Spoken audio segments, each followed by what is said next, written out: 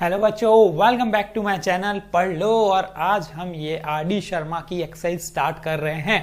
देखो, introduction part हमने कर चुका है। अगर आपने नहीं देखी है तो इंट्रोडक्शन पार्ट का लिंक मैं डिस्क्रिप्शन में दे दूंगा, आप उसको पहले देखो, उसके बाद इसको समझो, क्योंकि डायरेक्ट इस पे आओगे तो थोड़ा सा कंफ्यूजन जा सकता है। तो मैं बोलूंगा कि आपको सजेस्ट करूंगा कि सबसे पहले आप इंट्रोडक्शन पार्ट देखो, उसके बाद क्वेश्चंस पे आओ, तो चीजें समझ में आएंगी कि एक्चुअल में हो क्या रहा है।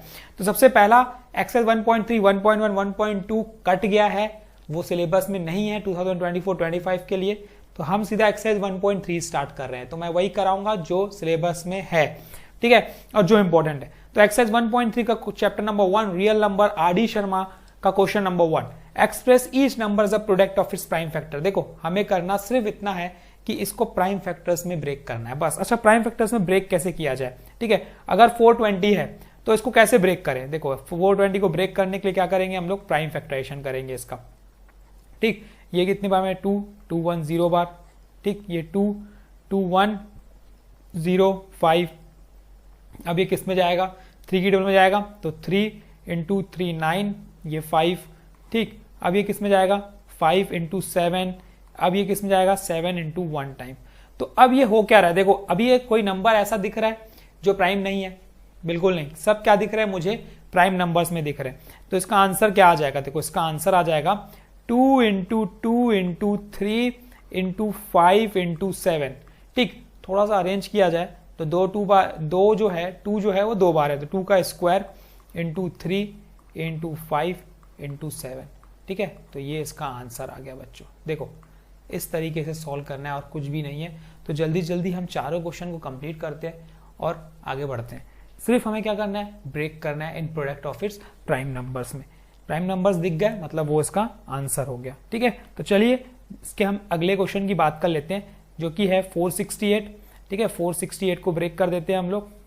ये 2 2 3, ये 4, ठीक है। ये 2 टाइम्स फिर से आएगा, ये 1 टाइम, ये 2 इंटू 1 टाइम, ये 7। अब 11 7 8 9, 3 के टेबल में जाएगा, 3 इंटू 3 9, 27 है तो 3 9 जा, ठीक। ये 3 इंटू 13 टाइम्स, और ये आ जाएगा मेरा 13 इंटू 1 टाइम, ठीक है। देखिए कैसे ब्रेक हुआ, 2 इंटू 2 इंटू 3 इंटू 3 इंटू 13। लिखने का तरीका देखो, 2 2 बार, 2 स्क्वायर इंटू 3 स्क्वायर इंटू 13, और ये इसका आंसर आ गया, है ना आसान।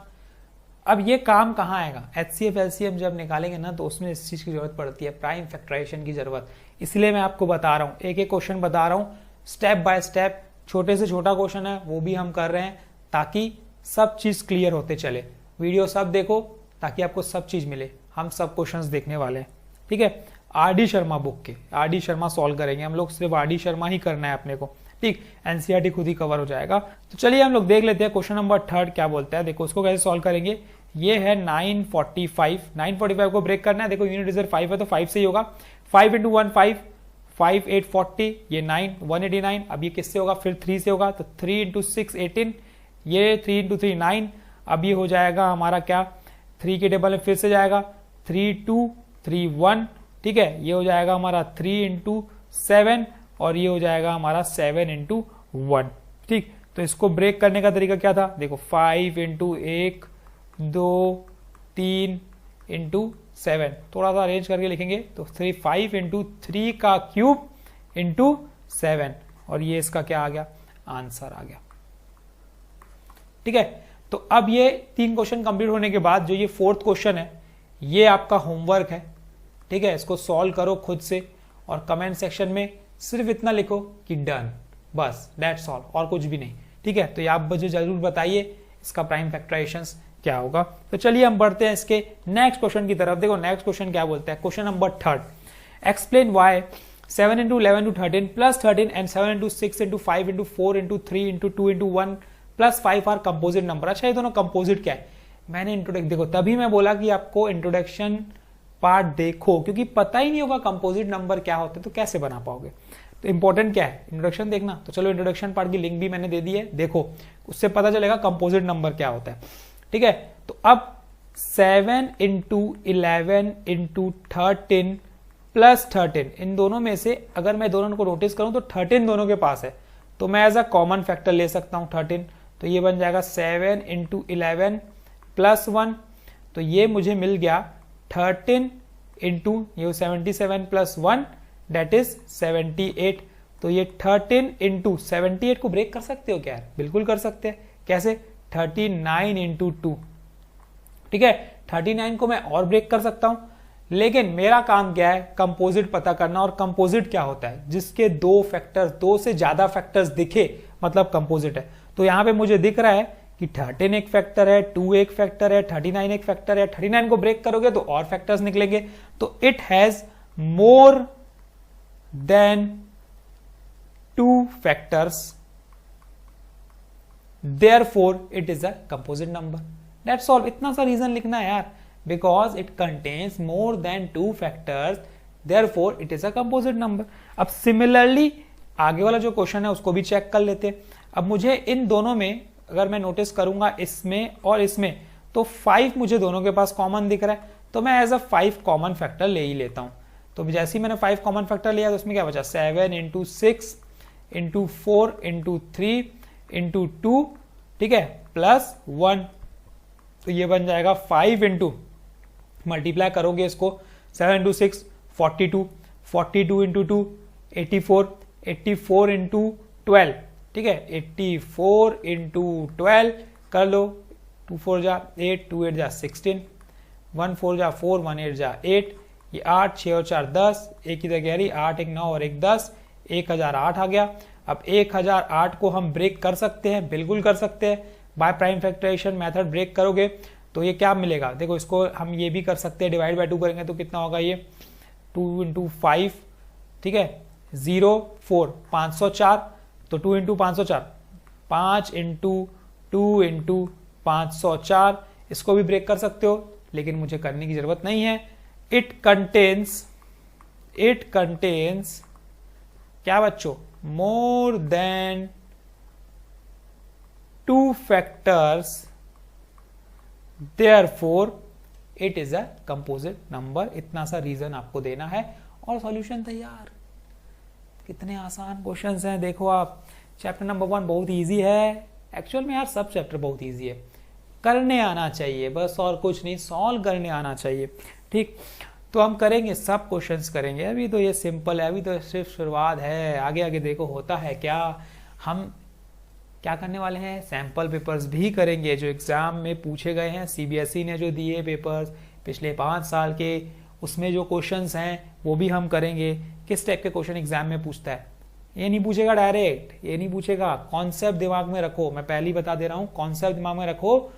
आपको थोड़ा सोचना पड़ेगा क्वेश्चंस पे, ठीक है, डायरेक्ट नहीं पूछेगा, थोड़ा सा घुमा के। कॉन्सेप्ट यही रहेंगे, थोड़ा सा घुमा के पूछेगा, ठीक है। स्टैंडर्ड वालों थोड़ा संभल जाओ, ठीक। थोड़ा सा अपने दिमाग को खोलो और रटो नहीं, समझो चीजों को। समझोगे तभी कुछ होगा, आगे आप सीख पाओगे चीजें कि कैसे बनाई जाती है, ठीक। चलिए समझते हैं question. Check whether 6 raised to power of n can be end with digit 0 for any natural number n।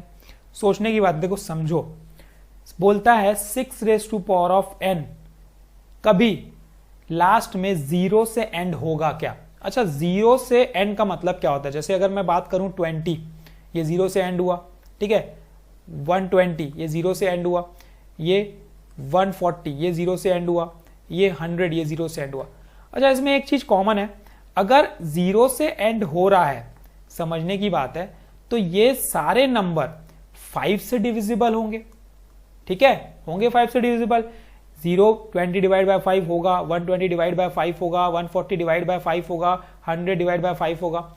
मतलब जिसमें 0 एंड में होगा उसका एक फैक्टर 5 तो एकदम कंपलसरी है। समझने की बात है, 20 का 5 जो है वो 20 का फैक्टर है, बिल्कुल है। 120 का फैक्टर है, बिल्कुल है। 140 का फैक्टर है, बिल्कुल है। मतलब अगर एंड डिजिट 0 होता है तो उसका एक फैक्टर 5 कंपलसरी है, होना ही चाहिए। तो इसका मतलब 6 raised to power of n जो भी नंबर होगा उसमें 5 उसका प्राइम फैक्टराइजेशन होना चाहिए, ठीक है। 5 उसका फैक्टर होना चाहिए, तभी तो वो उसके आखिरी में 0 आएगा ना, क्योंकि पॉसिबिलिटी तभी है, 0 आने की पॉसिबिलिटी तभी है एन डिजिट में जब वो नंबर 5 से डिवाइड होगा, मतलब उसका एक फैक्टर 5 होगा। तो 6 raise to power of n को अगर मैं ब्रेक करता हूं तो ये ऐसा कुछ ब्रेक होगा, 2 into 3 raise to power of n। तो मुझे क्या दिखता है यार कि मैंने 6 raise to power of n को फैक्टर किया, लेकिन मुझे तो सिर्फ 2 और 3 दिखा, मुझे 5 तो फैक्टर दिखा ही नहीं। तो जब मुझे 5 एज अ फैक्टर दिख रहा ही नहीं है, तो इसका मतलब जो भी 6 raise to power of n के जो भी आंसर आएंगे उसके n डिजिट में 0 पॉसिबल ही नहीं है। समझने की बात थी ना यार, 0 तो तभी पॉसिबल है जब उसका फैक्टर एक 5 होगा, जैसे कि हम यहां देख रहे हैं 20 का 5 जो है वो 20 का फैक्टर है, 120 का फैक्टर है, 140 का फैक्टर है, 100 का फैक्टर है। लेकिन ये फैक्टर तभी है ना जब n डिजिट 0 है। अगर n डिजिट 0 नहीं होगा, कब? जब 6 raise to power of n का 5 एज ए फैक्टर नहीं होगा। तो सिंपल सा कॉन्सेप्ट है, 6 raise to power of n का अगर हम प्राइम फैक्टरेशन करते हैं तो वो 2 और 3 आता है, तो हम लिखेंगे यही कि भाई 5 इसका फैक्टर नहीं है, as 5 is not a factor of 6 raised to power of n, therefore 6 raised to power of n cannot end with digit 0 for any natural number n. That's all. तो ये कॉन्सेप्ट आपको लिखना था, बस आपको ये यहाँ पे प्राइम फैक्टराइजेशन करना है इसका साथ में, और एक लाइन लिखनी है बस, और ये सॉल्यूशन हो जाएगा तैयार। समझने की बात थी, इस क्वेश्चन में समझने की बात थी कि एक्चुअल में ये हो क्यों रहा है। ठीक है, तो आई होप आपको समझ में आ रहा होगा। अगर नहीं समझ में आ रहा है तो you can ask in comment section, मैं आपका डाउट क्लियर करूंगा। ये हमारा कंप्लीट होती है एक्सरसाइज 1.3। कल हम फिर मिलेंगे एक नई एक्सरसाइज के साथ, एक्सरसाइज 1.4 RD शर्मा बुक की। ठीक है, thank you, all the best, keep practising, subscribe the channel and share to your friends. Thank you.